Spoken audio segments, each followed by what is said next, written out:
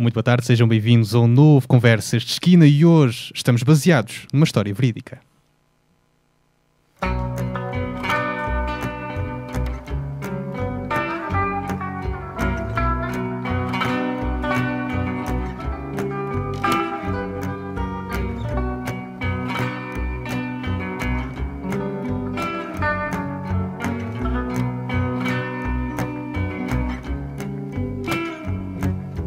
Contas com o bem que tu me fazes, a contas com o mal porque passei, com tantas guerras que travei, já não sei fazer as pazes. São flores aos milhões entre ruínas, meu peito feito um campo de batalha, cada alvorada que me ensinas, ouro e pó que o vento espalha. Cá dentro inquietação, inquietação, é só inquietação, inquietação, porque não sei, porque não sei. Porque não sei ainda, há sempre qualquer coisa que está para acontecer, qualquer coisa que eu devia perceber. Porque não sei, porque não sei, porque não sei ainda.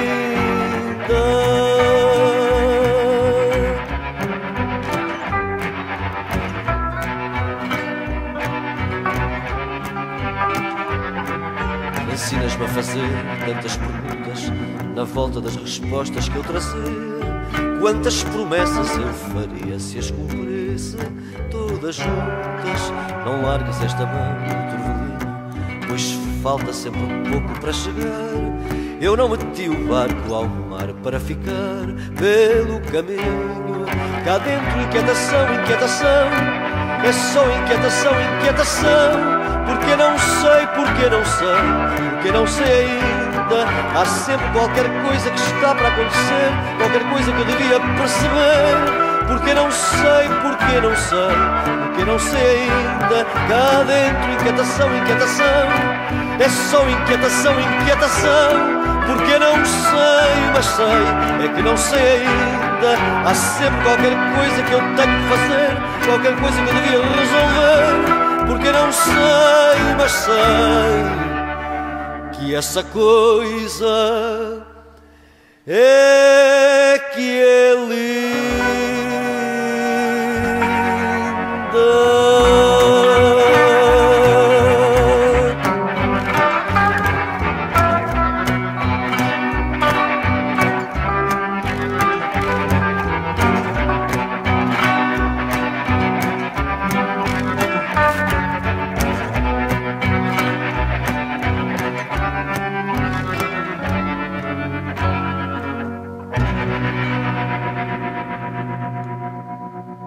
E a inquietação, aliás, também nos atinge neste mês de agosto. Bem-vindos a um novo Conversas de Esquina e hoje, sim, estamos em formato baseado numa história verídica, pois recebemos o autor desse mesmo programa e também apresentador do Eixo do Mal na SIC Notícias. Aliás, o Eixo foi de férias, volta em setembro. Aurélio Gomes, muito boa tarde por teres aceito este convite. É um prazer receber-te e sabemos bem que em agosto é a altura de férias e de mergulhos e estás aqui e por isso muito te agradecemos. É um prazer. E pergunto-te, a entrevista é a melhor forma de conhecer alguém? Não.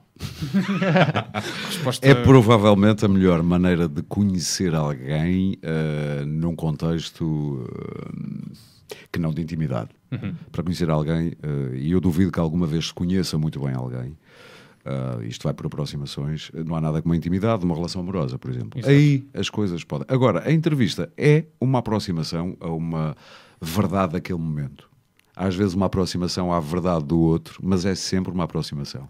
Já te mentiram durante as entrevistas? Já, assumidamente, alguns até. Sim. A primeira pergunta da minha entrevista é igual para toda a gente. Às entrevistas falta verdade, por vezes? E nota-se isso para quem assiste? Se nota é uma chatice.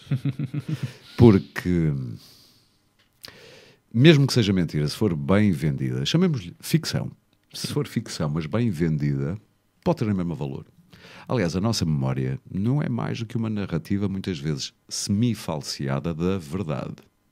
Por isso é que o programa se chama Baseado numa história verídica. Porque a nossa memória prega-nos muitos truques. Muitas vezes consciente, outras vezes, e a maior parte das vezes inconscientemente, nós temos uma narrativa um bocadinho... Nós temos tendência, e eu estudei psicologia, portanto isto é relativamente matéria fácil para abordar, que é temos tendência a ir para dois polos em relação às nossas memórias. Ou glorificá-las. Epá, aquilo é que foram tempos. Aquelas é que foram umas férias maravilhosas. E só é coisas boas. Ou então a diabolizar, por exemplo, os maus amores. Aquela pessoa de repente só tem defeitos. Aquela pessoa só nos fez mal. Aquela pessoa só nos enganou. Não há meio termo. Não há meio termo. E isso é uma maneira de nós abordarmos aquilo a que chamamos memória. Por isso é que eu te digo que a verdade aí é uma palavra estranha. Aprendeste a perceber melhor a mentira? Entendes e percebes à primeira quando te mentem? És cirúrgico a esse ponto? Nem sequer tenho muito interesse nisso, queres te diga. É mau sinal se eu percebo que me estão a mentir, porque é sinal do outro, ou me tem falta de respeito, não faz um esforço para vender a coisa bem vendida, ou então é estranho, no mínimo. Mas volta-me a fazer a pergunta que eu perdi-me agora. Não, é a questão que se tu percebes a mentira à primeira. Estava-te a dizer que não é... És clínico a esse ponto. Eu não tenho uma versão ou um olhar sobre a mentira necessariamente de diabolizá-la. Se a mentira existe, se a mentira existe é porque foi necessária. É claro que há mentira maldosa, há mentira com agenda perigosa, há mentira com agenda muito bondosa, há mentira estratégica. A mentira faz parte da vida como a verdade. Como é que se apagam as mentiras que se vão acumulando ao longo de tantos anos de entrevistas e ao ter acolhido tantas pessoas, por exemplo, no Baseado? Como é que eu apago? Eu nem sei, mentiras. Eu não tenho a certeza sempre de haver mentiras. Algumas foram assumidas, por exemplo, o infelizmente falecido Miguel Portas. Miguel Portas, sim. Eu entrevistei-o muito poucos meses antes dele falecer. E ele assumiu, eu ia te dizer isto há pouco, a primeira pergunta que eu faço na minha entrevista é igual para toda a gente. Imagina um filme da sua vida, qual é a primeira cena? E ele assumiu, praticamente assumiu no fim, que tinha inventado a primeira cena. Mas eu digo isso aos meus convidados. Isto é uma biografia autorizada, portanto isto autoriza-o a escrever a sua biografia conforme quiser. Seja com verdades, com semi-verdades, com verdades decoradas, com alguns efeitos que não são bem verdade, ou mentiras, mas às vezes a mentira faz sentido. Às vezes a mentira revela a pessoa. Revela o que ela queria que tivesse acontecido. Isso é revelador. Esse conceito ligado ao cinema e ao baseado numa história de vida começa com essa pergunta. Coloca os convidados mais à vontade? Deixa-me pensar, porque a ideia do baseado numa história verídica parte de uma coisa muito, muito comum por aí, que são entrevistas biográficas. Há por aí dezenas. Aquela casa, as produções fictícias são a casa-mãe do Canal Q. É uma casa de guionistas. Então isto decidiu dar-se aqui um ligeiro twist ao programa. É como se fosse o encontro do guionista, que sou eu, interessado em fazer o filme da vida do convidado, escrever o guião, e então encontra-se com o convidado para procurar ali personagens, cenários, situações de limite, situações de epifanias, ou situações dramáticas, vilões, na escrita clássica de guião, estás a perceber? Isso não é assumido claramente no programa, mas aí é essa a ideologia que está por trás. É uma boa forma também de conhecer o outro lado dos convidados. Em algum momento te disseram que talvez tivesse sido longe demais? Convidados que não soubessem bem ao que iam? Nunca tive, porque eu também, como é uma biografia autorizada, eu não estou ali a preparar ciladas às pessoas. Está-me a dizer isso, mas eu por acaso até soube que não foi bem assim. Nunca houve medo em relação a ti, à tua personalidade e à forma como fazes o programa, de alguns convidados temerem que fosses abordar outros assuntos com esse tal interesse cinematográfico e à procura de coisas sim, mais cabrosas, por assim dizer. Em audiências. Não, por acaso não, porque... Mas eu deteto uma coisa. Em alguns convidados a coisa começa à defesa e de repente vão ganhando confiança porque percebem que o meu papel ali não era à procura das coisas estranhas e escondidas, mas é à procura de receber o que me dão. Sim. E sobre isso construir. Quando começam a perceber que não estão ali perante um perigo, às vezes na segunda e terceira parte já estão muito mais relaxados e às vezes a falar de coisas que eu nem supunha que eles queriam falar. É o que te faz dizer, tive uma boa entrevista? Essa vontade que depois revelam contigo? A boa entrevista é quando tu consegues momentos de intimidade com o convidado. Com o convidado. Aquilo que eu chamo um tango dançado a dois. De repente são ali duas pessoas que estão sintonizadas a seduzirem-se E percebes? Não é seduzirem-se para se levarem para a cama, Sim, não, é sim, nesse sim. não é nesse sentido. Mas a entrevista Podia acontecer, mas não é o caso. A entrevista tem esse caráter de sedução, de quase jogo de amor. Sim, claro. É um bocadinho isso. Não estou sempre a pensar nisso. Mas só é boa quando acontece um pouco isso. Quando as pessoas estão a ouvir, estão a ter a noção de que estão a assistir a uma coisa que devia ser quase privada, que estão a ter acesso a uma coisa que muitas vezes esta pessoa não partilha. Quando tu consegues esses momentos é quando a entrevista é conseguida. É o que me parece. E da entrevista pode-se passar para a amizade? Nunca me aconteceu numa amizade vivida, Sim. de repente passar a ser o melhor amigo. Não, nunca me aconteceu, mas imagino que possa acontecer. Quase Imagino que possa acontecer. Nunca me aconteceu. Ficar amigo íntimo de alguém depois da entrevista. Qual foi o maior elogio ao longo destes 5 anos que já recebeste e que te deram sentido ao programa? Caramba, o que é que tu fizeste que eu me pus a falar de coisas que agora estou a pensar nisso e nem sei se devia ter falado? É esse o sinal de pá, caramba, isto. Sim, ainda recentemente, não vou dizer com quem, porque não interessa, mas muito recentemente, com uma menina da rádio, isso aconteceu. Ela depois mandou uma mensagem no Facebook: sinto-me despida. Foi basicamente, acho que me sinto despida depois da conversa, mas não é mau, sinto-me bem, mas não sei se não falei demais e não sei o quê. Isso para mim é um elogio. É um programa que merece mais que o Canal Q, sem ser depreciativo para o próprio canal. Não. É um canal, aliás, é um programa à medida do Canal Q. Sim, provavelmente. Eu vou dizer porque é que não. Não teria problema nenhum em fazê-lo noutro sítio. Sim. Duvido é que tivesse as condições que tem no Canal Q. Mais liberdade. Absoluta. Mas há uma coisa que me agrada, que é na proposta de convidados, é feito colegialmente. Eu proponho, a minha produtora propõe, uma jornalista que me ajuda a fazer a pesquisa também propõe, provavelmente o diretor também propõe, mas tem que ser, isto é debatido colegialmente. Isso é Assim bom. de Parlamento. Sim, com menos membros, apesar de tudo.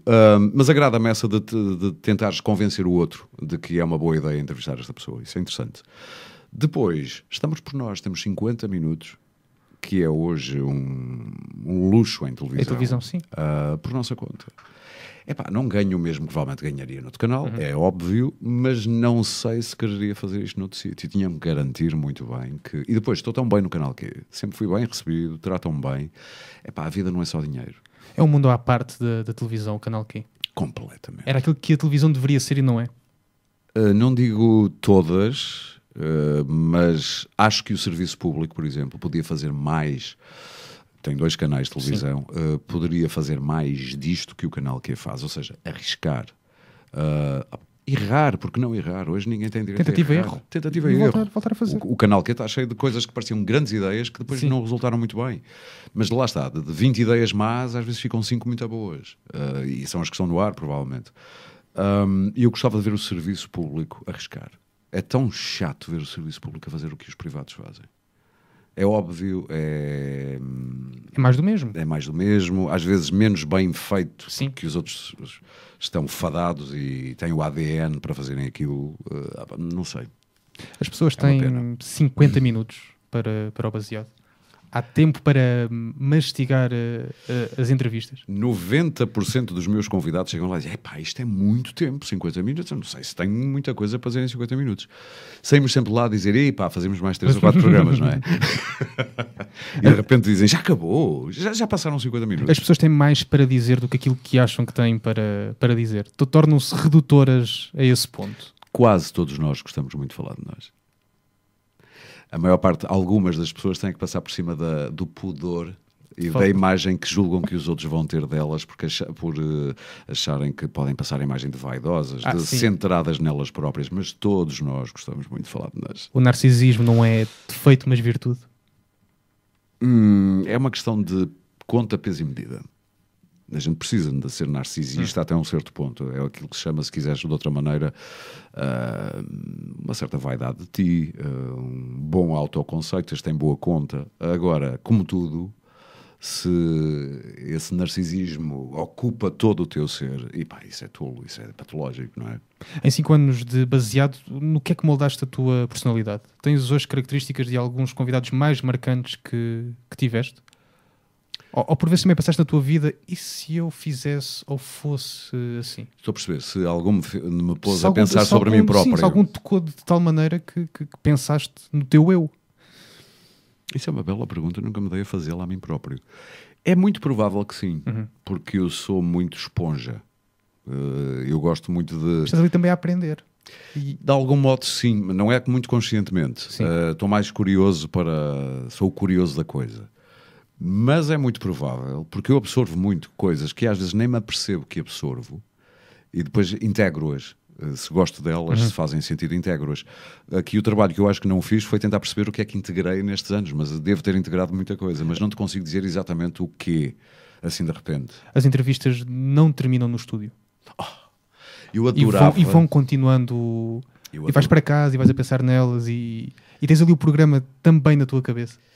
Algumas vezes sim, especialmente quando foram momentos que tu sentes que não estavas à espera deles, foram grandes momentos, ou pelo menos eu senti-os como tal, de generosidade do outro para se mostrar e ter-se mostrado no programa. Mas a mim acontece muito é depois ficar à conversa ou à porta do que a fumar um último cigarro, às vezes mais tempo do que a entrevista, já aconteceu. Estar 1 hora ou mais com um convidado, às vezes em grande conversa ali à porta, ou no estúdio, ou na maquilhagem. O melhor da vida são as pessoas. Claro, não tenhas a mínima dúvida. Anda toda a gente enganada quando pensa em dinheiro, em coisas. São as pessoas. O que é que as pessoas têm que fazem delas as melhores coisas deste mundo? Sem elas nós não somos nada. Nós só existimos por oposição aos outros. Se vivesses só neste mundo, tu nem sequer, imagino, tinhas noção de ti. Porque não tens espelho. Se fosses só neste mundo, não houvesse mais ninguém. Na volta nem sequer tinhas consciência de ti. E é falando com os outros que aprendes mais sobre ti? Também. Então não. Quando vês pessoas a dizerem-te coisas com as quais tu à partida ou não te identificas, ou nunca tinha pensado nisto, ou que maneira de reagir tão diferente da minha. Isto é logo pôr-te a pensar e a repensar o que tu és e como tu reages e como fazes as coisas. Não tens medo da crítica? Não. Não gosto, ninguém gosta de ser criticado, obviamente. Especialmente porque hoje em dia... Mas é fácil criticar. Felizmente eu tenho tido alguma sorte, porque...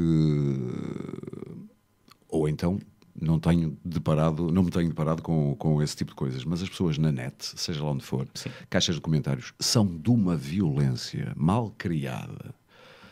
Investem tão emocionalmente numa crítica como se fossem afetadas diretamente por uma pessoa de que não gostam. E a gente diz, isto é muito ridículo, mas é ao mesmo tempo muito violento, e imagino que os alvos dessa violência, assim, as pessoas que eles criticam, que se sintam muito mal ao ler aquilo sobre elas, estás a perceber?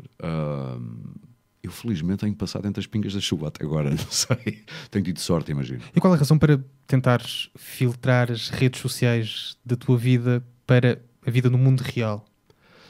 Porquê que tens essa necessidade, e confidenciaste-me há pouco, em desligar desse mundo virtual e ir à procura dos lugares, dos sítios, ou seja, das pessoas, de viver? Para te explicar aos teus ouvintes, eu não tenho um smartphone, tenho um Nokia, já posso dizer isto, já nem é publicidade, tenho um Nokia Express Music para aí há 8 anos e continua bom e de boa saúde.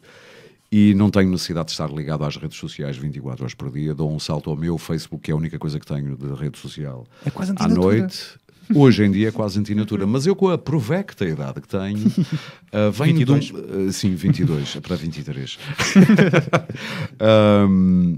Venho de um mundo em que os tempos eram outros. Os tempos, estou a falar do tempo.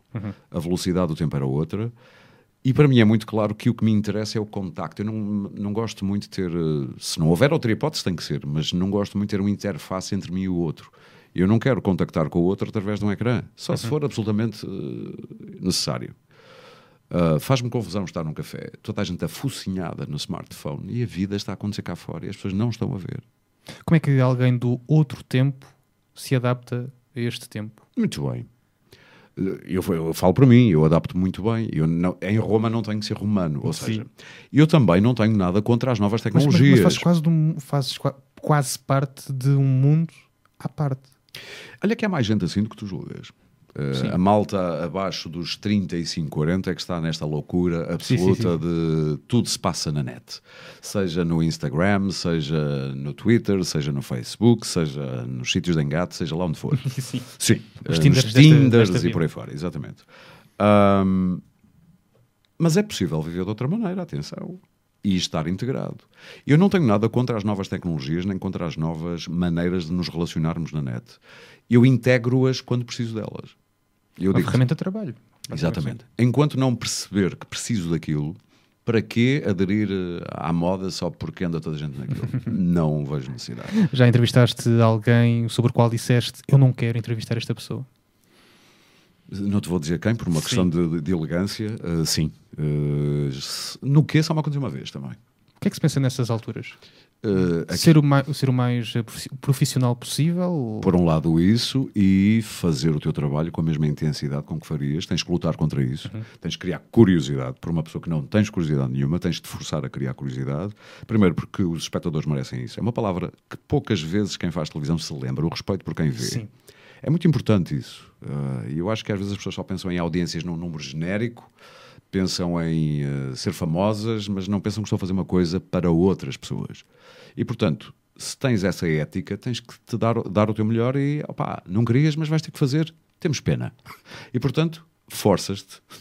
Há um lado de ator para que consigas também fazer este programa, este formato. Sim, todos nós temos um papel quando estamos até atrás do microfone ou na TV.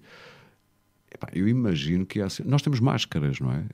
Nós temos a máscara para a nossa namorada ou para o nosso namorado, temos máscara para o nosso patrão, temos a Mas é nossa algo que cara assumes. para... Há ali um Aurélio ator. Há coisas que eu ali não vou dizer sobre mim porque Sim. nem sequer faz sentido, porque isso era alterar a lógica da coisa. Ali a estrela não sou eu, é a pessoa que É a está à minha pessoa- frente. sim. Agora de repente vou falar de mim. Só se vier muito a propósito e faça algum sentido. Às vezes até como tática de pôr o nosso entrevistado um bocadinho mais à vontade. Dar para receber. Por exemplo, também, é um bocadinho como tocar com a mão. Olha, está-se bem, é?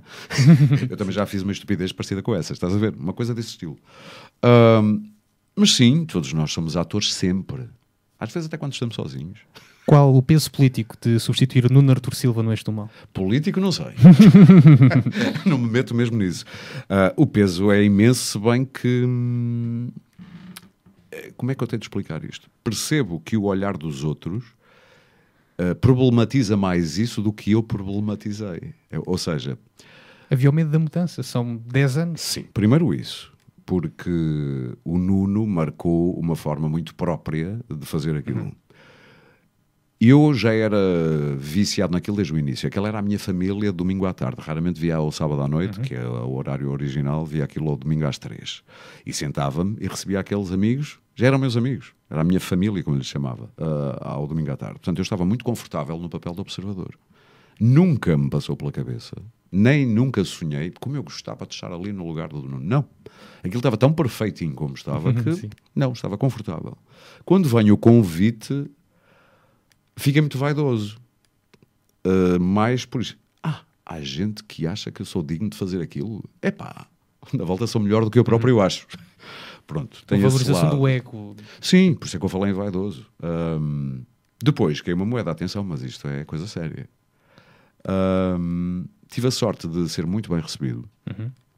Foi mesmo, e já conhecia, porque já os tinha entrevistado todos, portanto não era propriamente um estranho. É que podias também ser visto quase como um padrasto daquele programa. Podia haver essa tentação de Padrasto, de olha, terem nunca tinha ficado pensado órfãos. nisso. E agora temos de levar com agora padrasto. não com o padrasto, meu Se bem Deus. que os padrastos, apesar de tudo, têm melhor fama do que as madrastas. Exatamente, exatamente. Mas acho que não. Eu, acima de tudo, olho para aquilo de uma maneira muito fria, a pensar, isto tem 10 anos, tem esta forma, esta estrutura, funciona muito bem. Epá, eu não vou ali chegar e mudar nada porque não tem sentido. Claro, Portanto, sim. mantive a estrutura. Agora, o que se acrescenta é a minha personalidade, que é diferente, obviamente, da do Nuno, os meus tempos, os meus ritmos, os meus sorrisos, seja lá o que for, a minha maneira de interpelar. E isso, de algum modo, notou-se a diferença, mas não é uma grande diferença. Com esta exposição agora que tens tido com o Eixo do Mal, passaste a ser mais escrutinado. Notas isso, quer de quem te segue, quer de quem não te seguia e agora te segue? Há uma maior curiosidade sobre ti, sobre aquilo que pensas, sobre aquilo que achas. Não imaginas a quantidade de pedidos de amizade no Facebook. Cresceram... Ou como se diz agora, de pessoas que me adicionam. Ou que metem gostos. Não tens essas páginas. Sim. Não tem uma página de gosto, tem uma página não é pessoal, mal, não tem sim. mais nada. Mas enquanto estive só no quê, dou-te apenas uma ordem de grandeza, não são números verdadeiros, não interessa. Mas tinha 100 amigos no Facebook. Agora tenho 4.000. Certo. Percebes a diferença? E estou há 5 anos no quê e no Eixo estou desde fevereiro. Tens mais cuidado com aquilo que dizes e transmites Não. desde que estás no eixo do mal? Tendo tu que isso não me afete. Já vi muitas pessoas, algumas conheço pessoalmente, a quem a televisão deu-lhes a volta. Ficaram outras pessoas ou porque têm medo de ser vistas, do estilo, hoje não vou ao cinema que não fui ao cabeleireiro. Certo. Eu agora até, passo a expressão, mijava ali atrás do carro, mas no mijo pode estar alguém com iPhone. Decidi que isso não me vai afetar. Mas como é que proteges a tua vida pessoal? Ou não precisas Como de sempre proteção? protegi. Não precisas de proteção Não preciso de nenhuma. proteção. Mas também não acho que devamos andar a falar da nossa vida, acho tolo, partilhar tudo. Até porque senão depois toda a gente é importante. Então, e as pessoas que são próximas não deviam é que ter acesso ao melhor de ti, e toda a gente tem. Não tens, eu acho que tens que ser criterioso nisso. Mas isso eu sempre fui, antes de ser pessoa da rádio e da TV. Não tenho aqui segredos para esconder, portanto, mas não partilho à tola, como fazem os maluquinhos que partilham tudo o que lhes vem à cabeça, a minha vida, porque não faz sentido partilhar as intimidades com pessoas desconhecidas. Qual o segredo para a televisão não ter feito a cabeça? Talvez a idade que já tenho. As coisas às Uma vezes... maturidade... Sim. Se fosse hoje mais jovem, esta exposição poderia, de certa maneira, levar-te a um nível comportamental diferente? Não Olha sei que eu porque... sou conhecido. Sim, eu não sei porque não me aconteceu, mas imagino que é mais fácil quando tens menos armas e menos Deslumbraste mais. solidez em relação à tua visão do mundo, daquilo que realmente queres da vida, do que percebes o que é importante, é mais fácil perder-te por aí. E de repente achas que és o maior da cantareira. E esqueces-te que a vida é uma roda de, como é que se diz nas cartas do tarô, uma roda da fortuna. Mas ora estás em cima e ora aquilo roda e de repente estás em baixo. A experiência da vida ganha-se quando te tiram o tapete. Eu tinha um prof, eu sou de psicologia, tinha um prof que dizia isto. Nós só somos inteligentes ou aproximamos da inteligência, porque nem toda a gente é assim inteligente, mas pronto, só nos aproximamos da inteligência quando estamos na merda, quando estamos em baixo, quando estamos tristes e infelizes, quando estamos deprimidos. Quando estamos felizes somos estúpidos. Porquê? Quando estás feliz, queres-te manter feliz. Não fazes nada, deixas de estar, usufruis, bebes a tua sangria, fazes amor, fazes o que te dá prazer. Quando estás na merda, questionas-te, mas porquê é que estou assim? Porquê é que me estou a sentir mal? O que é que eu me levou sou? aqui? O que é que eu sou? O que é que eu fiz de mal que me trouxe aqui? Porquê é que esta relação que acabou e me deu tão... Pões-te em questão. A partir daí, esse é o terreno perfeito para tu cresceres. Questionas muitas vezes a tua vida. Sim, então. Ainda claro. hoje? Ainda hoje. É um processo... Com uma carreira tão conseguida, há espaço para questionar. Mas a carreira não é tudo na tua vida. Mas faz parte É uma parte importante, mas há outras partes muito importantes. E eu continuo a dizer-te aquilo que tu também dizias há pouco. Os outros são mais importantes.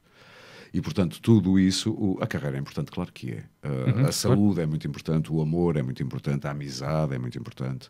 Há toda para estares bem, eu não sei o que é isso da felicidade. É um conceito que toda a gente fala. Nunca tentaste descobrir? Não sei. Não sei, acho que é uma tolice a maneira como hoje se fala do direito à felicidade e as pessoas não têm a noção exatamente do que é a felicidade.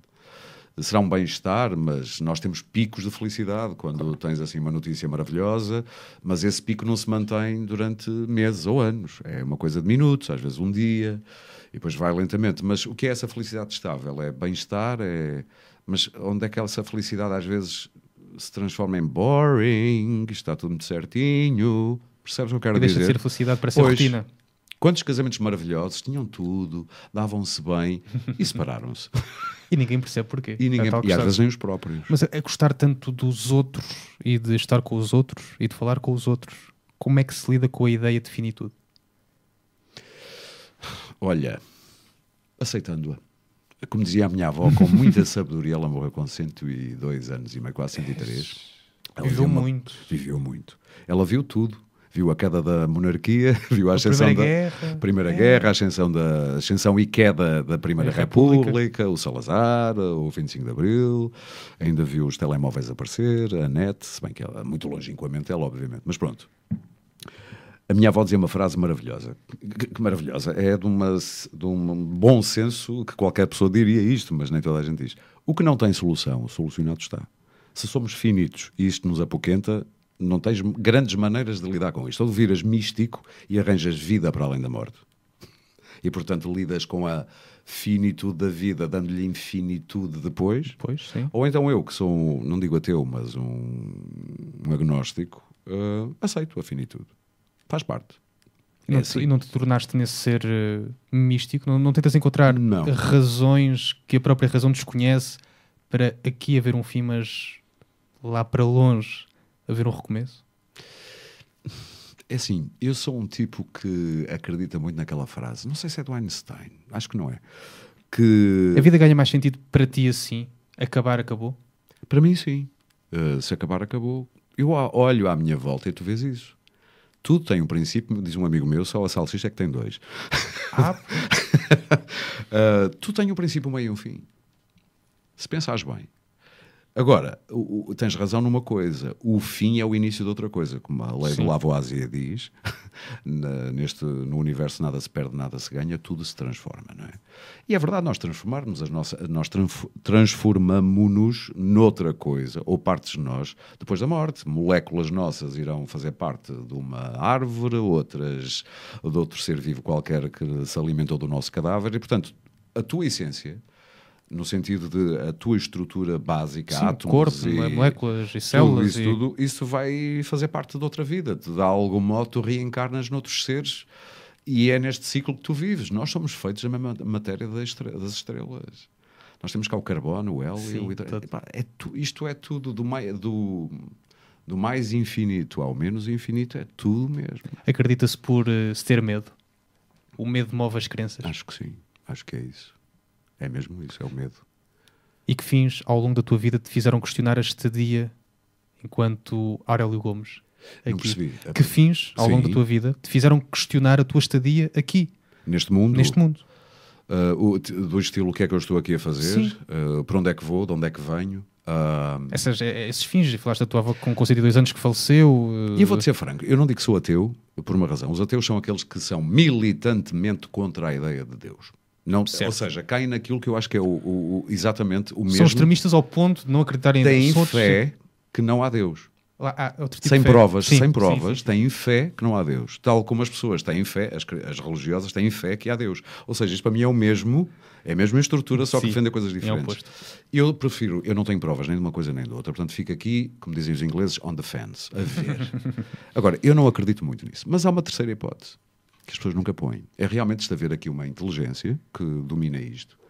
Mas se olhares bem para aquilo que ele criou, essa inteligência pode não ser tão boa como nós achamos, porque a ideia que nós temos sempre de Deus é de uma entidade boa E perfeita. e moral, como a moral. Tu olhas para... Ora bem, pensa comigo. Ou convido os ouvintes a pensarem comigo. Este ser podia ter inventado tudo o que lhe apetecesse, não é? Vamos imaginar que a ideia de Deus é omnipotente, omnipresente e essas coisas todas. Portanto, podia ter inventado o mundo que lhe apetecesse. À sua imagem. Ou não. Ou não, sim. Teria sempre a liberdade de fazer o que lhe apetecesse porque ele tem todos os poderes criativos. Então, por que raio de carga d'água é que ele foi inventar um mundo cheio de sofrimento? Olha para aqueles documentários do National Geographic, vês aquelas corçazinhas bebés a serem tragadas vivas pelos dentes de um leão. Isto, se há um criador por trás disto, eu tenho que questionar um bocadinho. Este tipo na volta é má pessoa. Este tipo na volta não se preocupa tanto connosco nem com a nossa felicidade. Mas pode ser que exista. Mas nunca ninguém põe essa possibilidade. Não foste o criador do Eixo do Mal, estás agora como apresentador do programa e falaste há pouco em família. A família que assiste ao Eixo do Mal aceitou-te bem em casa? Olha, mais uma vez te digo, como dizia há pouco, eu tenho tido muita sorte naquilo que me chega. Eu, como não ando à procura também, não sei, na volta haverá aí gente que odeia a mudança, gente que não conseguiu achar que... Ainda lidar contigo e olhar para a tua cara. Exatamente, são 10 anos no Nurture Silva, eu percebo. Sim. Eu próprio ainda, às vezes, depois eu estou no lugar do Nuno, estás a perceber? E não te caiu a ficha? Vai-me caindo, foi-me caindo. Aquele programa... Espera, eu estive a gravar mais um Eixo do Mal.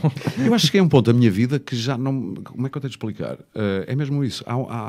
Não sei se acontece com toda a gente, mas eu cheguei a um ponto da minha vida em que as desgraças já não me afetam tanto.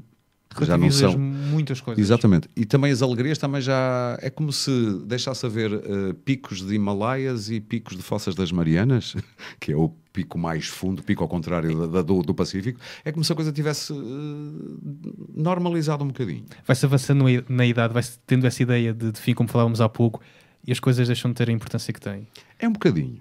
Isto vai acabar, porque é que eu me vou... E não é só isso. Tu olhas eu gosto muito de astronomia, de física e por aí fora. E leio muito sobre o assunto, apesar de não ser a minha área. Tu, quando tens noção do universo em que estás... Eu acho que me caiu a ficha aqui há uns 15 anos, por aí, eu nem tanto. Quando me deitei numa noite no deserto do Sara, estava por lá a fazer turismo, ia dormir nas tendas dos berberes e não sei o quê. E houve uma noite sem lua, em que me deitei na areia, numa zona muito lisa do deserto.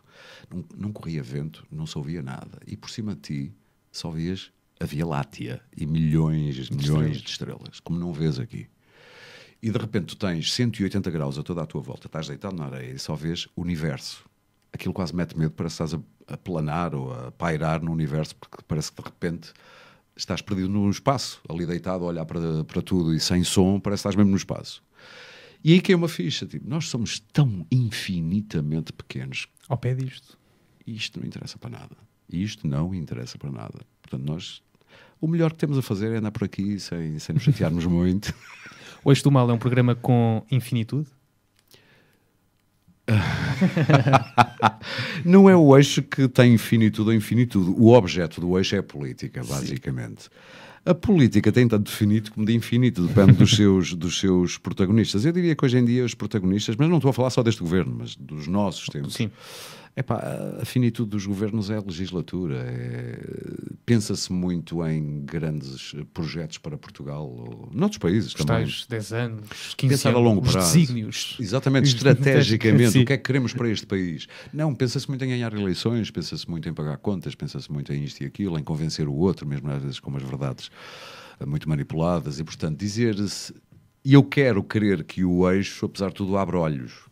Mudaste a tua relação com a atualidade graças ao eixo? Não, já tinha. Na volta ao Nuno foi por isso que me convidou, porque sabia que eu era um tipo muito atualizado. És viciado em notícias? Viciado não diria, mas não consigo deitar-me sem saber, pelo menos ver o jornal da meia-noite da SIC Notícias, que é um bom apanhado. Quando não consegui ver mais nada durante o dia, aquele jornal informa-me. Ou então, a minha favorita, peço desculpa às outras, a Ana Lourenço, do Jornal das 9. Jornal das 9. É o melhor jornal da TV. Passaste a ter moderação naquilo que achas, naquilo que dizes, por estar agora na frente, no comando do Eixo do Mal. Ou às vezes dava-te vontade de, quando a discussão, também entrar nela e dizer, meus amigos... Às vezes escorrego. É essa tentação de... Mas tento que seja pelo humor, às vezes é o ridículo da coisa. Mas sim, por exemplo, no meu Facebook, antes de fazer isto, de vez em quando partilhava coisas mais políticas. A partir do momento em que estou no Eixo, acho que como moderador devo não expor isso. Não é porque acho que as pessoas têm que achar que eu sou neutro, não é isso. Mas também eu não interesso ali como opinador, interesso como distribuidor de jogo e talvez um olhar nas sínteses que faço nos lançamentos, um olhar para o que é isso, eu acho que é interessante. O ridículo é que, para além do certo e do errado, do a favor ou do contra, às vezes há o lado ridículo das coisas. E eu gosto de o sublinhar. Agrada-te a ideia... E sou capaz de o fazer à direita, à esquerda, em todo lado. Mas e pegando nisso que agora dizes, já te tentaram conotar com um desses lados? Sim. Há algumas pessoas acham... Porque à esquerda e à direita, lá está. Não há o tal meio termo que nós não está muito mais ao centro. Está tudo muito mais ao centro. O Siriza, aquilo que pediu para a Grécia, são coisas de centro. O Siriza não anda a pedir revoluções. Extrema-esquerda é uma falácia. Hoje em dia, sim. Desde que Sócrates ganhou as eleições aqui há uns 10 anos, por aí, sim. com maioria absoluta, foi porque deslocou o PS para o centro. Não é a esquerda, aquelas propostas. E o PSD foi mais ainda para a direita. E aquilo que se viu agora na Europa, se há extremismo, parece que é mais da Europa que está mais à direita do que esteve durante muito tempo. Agrada-te a ideia também de debateres a atualidade, as coisas como elas são com os teus mais próximos? Sim. Ou já estando no Eixo do Mal e tendo também um programa de entrevista a uma altura em que dizes não, vamos falar de coisas triviais, já chega. Não, sim, eu não faço essa fronteira, eu vou a todas. Se for para falar a sério, falo, mas mesmo é entre amigos. A atualidade. Não. Chegas a um ponto da semana em que estou farto. Não, acho que nunca me cansei. É sempre motivo de mais alguma coisa para dizer ou mais alguma coisa para ouvir. Mas o meu grande lema é, e que os meus amigos mais íntimos sabem disso, o disparate é o melhor da vida. eu passo muito tempo no seio dos meus amigos a dizer disparates. Trocadilhos, palermices, parvoices. E às vezes no meio disso vem umas coisas muito engraçadas. Onde é que se arranja tanta curiosidade? Olha, não sei. It comes natural. Ou natural nasceu me. contigo? Eu acho que sim. Eu sempre fui muito curioso. A minha mãe diz-me que uma das primeiras perguntas que eu fiz, 3 anos talvez, devia ter 3, 2 anos e meio, 3, ia com ela na rua, olhei para o céu, Tais porquês? vi a lua e perguntei-lhe, mãe, porquê é que a lua não cai? Não é? Está lá em cima, tudo cai, porquê é que aquilo não cai? E eu acho que isso é já revelador do meu interesse por tudo. E os meus interesses são muito engraçados. Vão da história à música, à física, à astronomia. Eu acho que vai a quase tudo. Gosto de saber um pouquinho de tudo, sabes? Qual o encanto da rádio? É maravilhoso. E eu que fiz Rádio 20 e comecei em 87 na brincadeira. É a tua grande paixão. Sim, mas é uma paixão passada. Ou seja, é como aqueles grandes amores. Está arrumada? Acho que sim. A gente nunca deve ser muito definitivo nessas coisas. Aparentemente acho que sim. Eu fiz rádio de 87 até 2010. Portanto são 23 anos. Muito tempo, sim. Fiz tudo que há para fazer em rádio. E portanto, quando a coisa acabou, é verdade que acabou de uma maneira um bocado abrupta porque a Média Capital decidiu encerrar o Rádio Clube Português, fez um despedimento coletivo e viemos todos embora. Há alguma mágoa desse tempo? A maneira como foi feito, eu acho sempre que as pessoas têm muito medo. Eu não acho que as pessoas são más e que querem acabar com aquilo maldosamente, não é isso. Mas esquecem-se às vezes, porque também estão a lidar com a coisa de uma maneira que não sabem muito bem como fazer, depois fazem da pior maneira possível, que é comunicar a uma equipa que está lá há tantos anos, numa quinta para fechar no domingo. Quer dizer, não se faz isso a ninguém. Numa quinta para domingo? Really? Havia tanto medo de contar que contaram à última hora e não havia necessidade. Para despacharem, não sei o quê. E é o que eu digo, eu prefiro que haja honestidade e normalidade mesmo nas coisas más. As coisas más fazem parte da vida, o despedimento pode acontecer. Vamos lidar com isto com naturalidade. É a única coisa que eu acho que o processo podia ter sido mais bem feito. Há pessoas ali que engravidaram porque não faziam a mesma ideia que aquilo ia acabar. E tinham a estabilidade disto. Pensavam, isto não vai acabar tão cedo, portanto vou ter um filho. E de repente... Não tem nada. Exatamente. A rádio aí traiu-te? Não foi a rádio. São sempre pessoas. E não sei se é traição, mais uma vez. Eu não tenho essa ideia manicaísta das coisas. Ou és bom ou és mau. Não, eu acho que há razões. E as pessoas, é como nas relações. Às vezes andamos a adiar meses, algumas pessoas anos, a conversa. E depois desaparece um dia de casa. Que isto não se faz, mas tinhas falado. Qual é o problema? Vou comprar cigarros. Tens tomates para sair, tens de ter tomates para falar. Estás a perceber? Se tivesses tomates para engatar a miúda, tens de ter tomates para saber sair daquilo. Bonito, de uma maneira bonita, bem feita. Apaixonaste pela televisão? Depois dessa saída da rádio, foi um dos teus consolos? Não. É curioso. Pela rádio foi uma paixão. Quando eu comecei no início, foi uma paixão absoluta. Louca. É mais que amiga, mas é uma coisa serena. Faz parte do percurso. Sinto que agora faz parte do percurso. Não estava nos planos, mas até mesmo o quê? Caiu-me no colo. Tinha entrevistado uma vez o Nuno Artur Silva na rádio e ele fiquei-lhe na lembradura. Okay. E convidou-me. Mas nunca tinha pensado fazer televisão. Aliás, já tinha negado várias vezes no passado abordagens para que eu fizesse qualquer coisa em TV. Não. Eu gosto muito da rádio. Para responder à pergunta de há pouco, o encanto da rádio é esse: é que toda a gente te ouve, mas ninguém te conhece.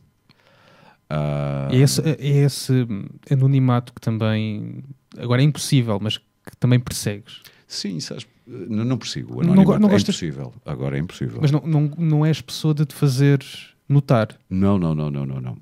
Eu se pudesse fazer assim no fim do eixo, estalar os dedos e as pessoas que me viram esquecerem-se da minha cara. Tipo os Men in Black. Men in Black, esqueçam tudo. Absorveram o que aqui se disse, agora esqueçam quem nós somos. Era o ideal. Mas felizmente, mais uma vez, digo que tenho tido sorte. Não tenho tido abordagens chatas, estou muito abordado. Nos sítios mais impensáveis.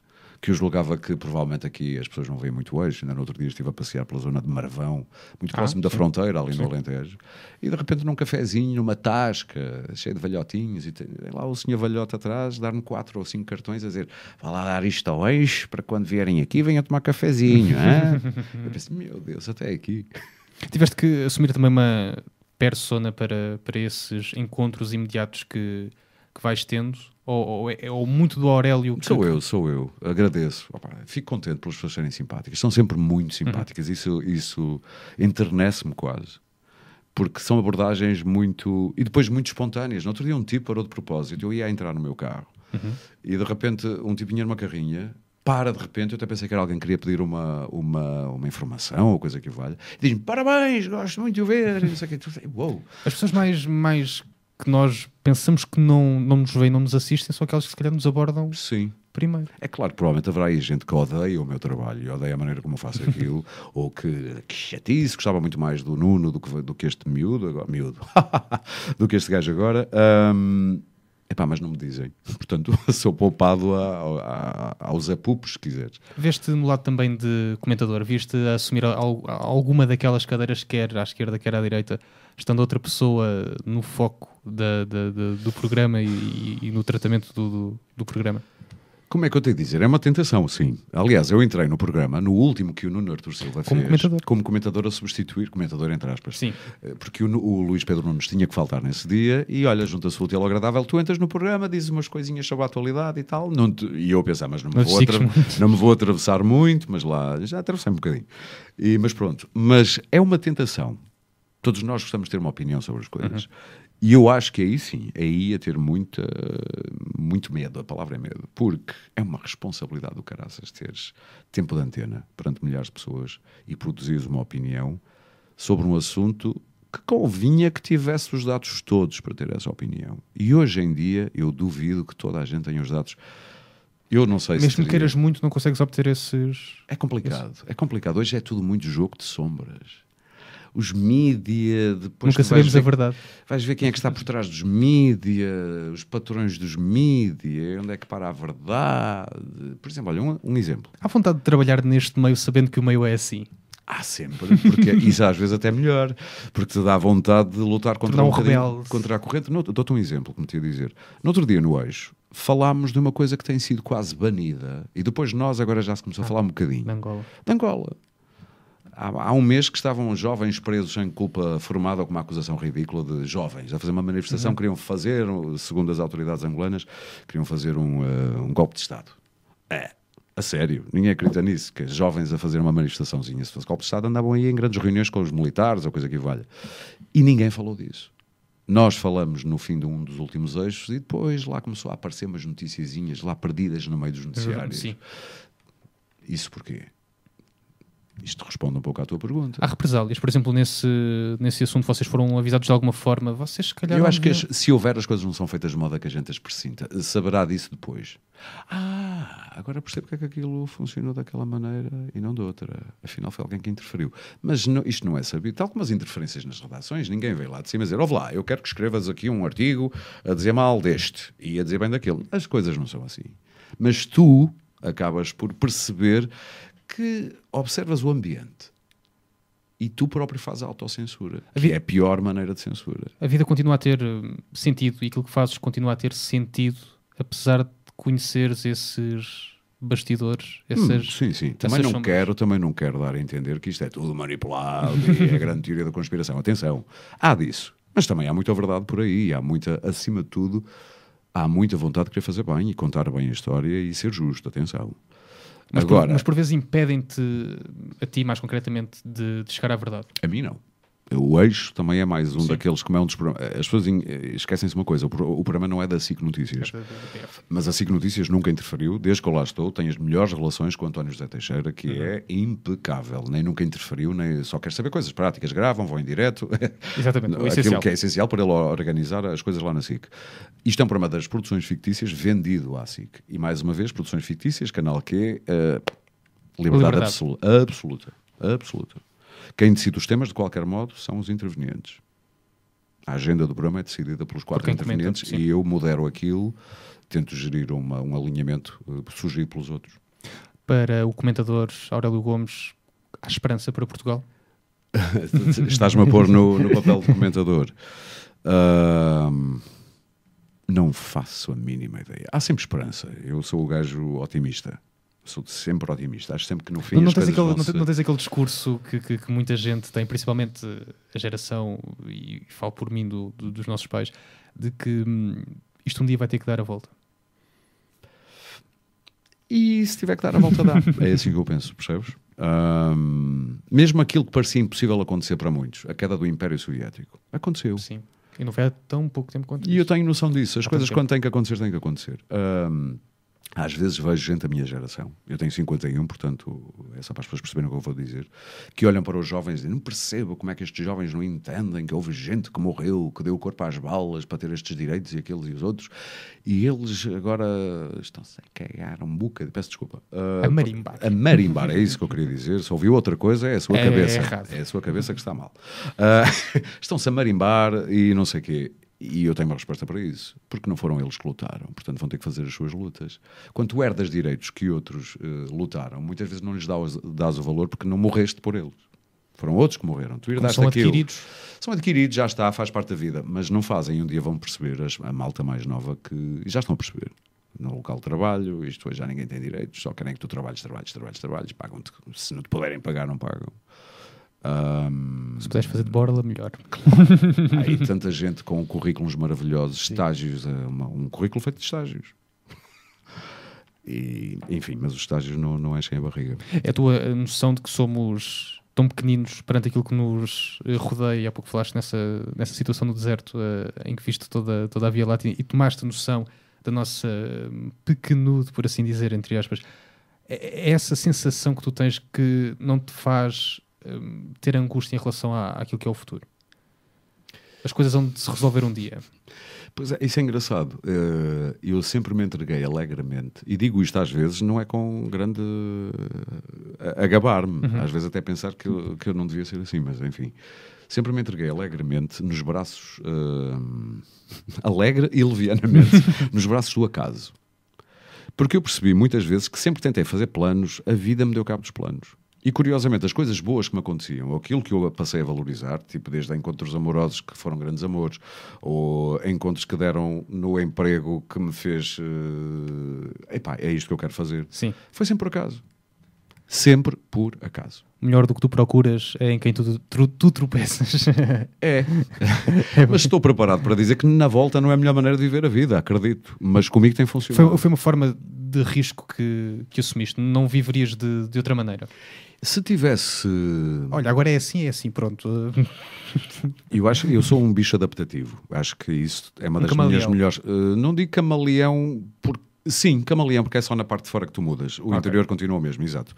Sim, um bocado camaleónico e um bocado adaptativo neste sentido. Adapto-me muito facilmente ao sítio onde estou e às condições que tenho à volta. Sem chorar muito, nem lamber feridas, nem... Ai, não era nada... Não, pá, é agora que tem que ser assim, é assim. Ponto final, vale a pena chorar.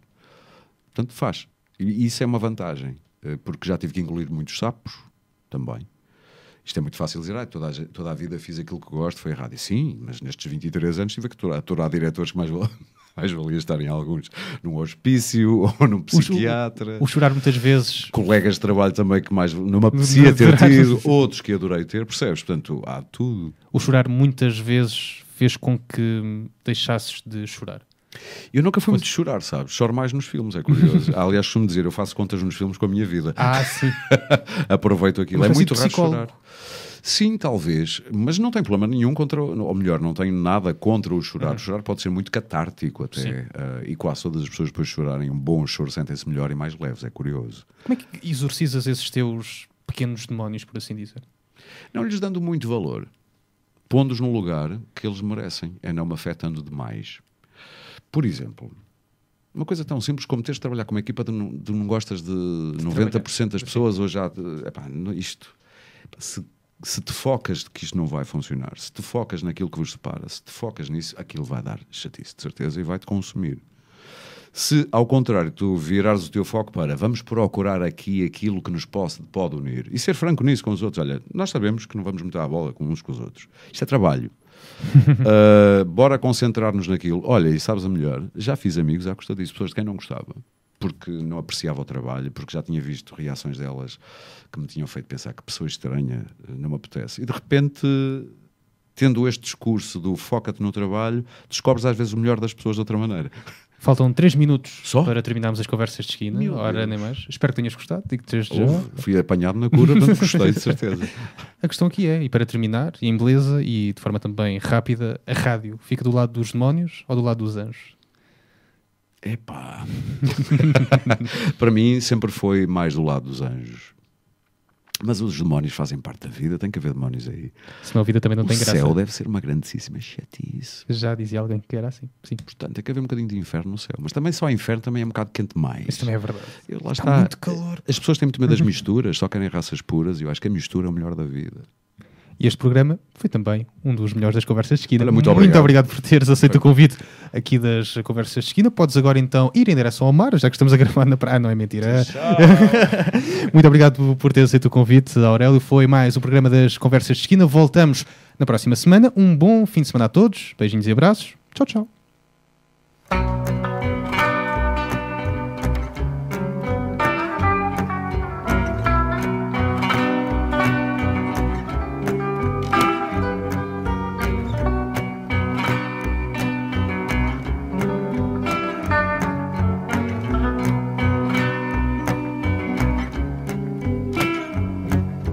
Contas com o bem que tu me fazes, a contas com o mal porque passei com tantas guerras que travei. Já não sei fazer as pazes, são flores aos milhões entre ruínas, meu peito feito um campo de batalha.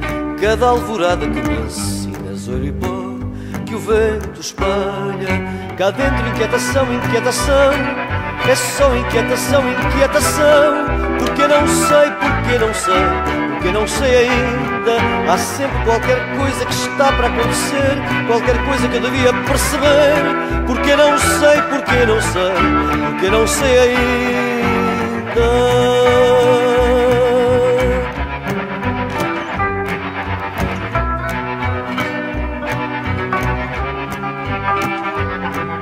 Ensinas-me a fazer tantas perguntas na volta das respostas que eu tracei.